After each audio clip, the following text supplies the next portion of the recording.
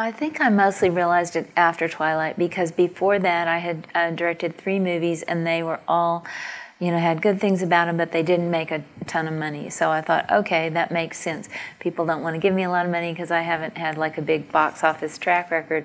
But after Twilight, it did make a ton of money, and it was still difficult to get movies made. And then smart, awesome people like Gina Davis and other institutes started realizing, shining a light on our gender issue, diversity issue, and saying there are only, 4% of the movies that are released, top box office movies every year, directed by women.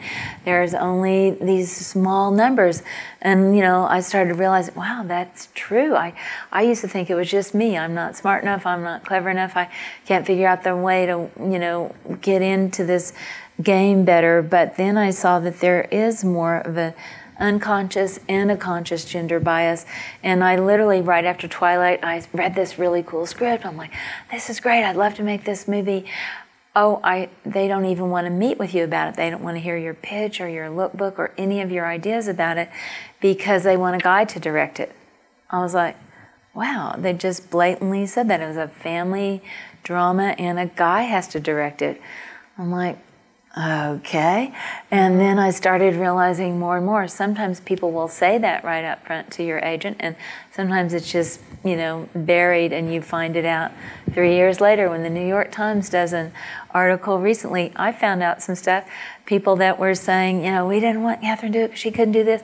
I found out stuff 3 years later, people talking shit about me, and went, whoa, okay, to a New York Times reporter, like crazy things that weren't even true, but very gender biased things. So when did you start spending such a significant amount of time doing like the workshops in Women in Film or the Sundance Institute or countless other action-based organizations that are trying to eradicate gender inequity in the film industry? Well, I think also another turning point was reading the book Lean In. Has everybody here read that book?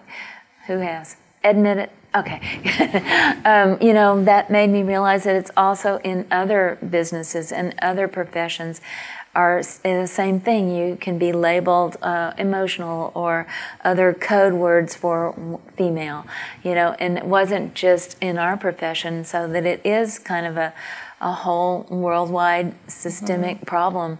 And as more people like Women in Film and Sundance Institute and people have really dug into the details, the nitty-gritty, like where does the pipeline start leaking for women, then, scales fall off your eyes and you're like, wow, there are a lot of issues to tackle. Meryl Streep pointing out, that the critics are mostly, Rotten Tomatoes, it's way more men, 760 men. So even if you're thinking, what movie I'm going to go see this weekend, you'll look on there and you'll look at the ratings, and those are mostly judged overwhelmingly by men, what movies you should see. So it's all different levels of change that we need to affect. So I started speaking out, or other people did, and now there's just a lot of cool voices, and you guys all came here tonight. Yeah. So we're trying to change things, in the world.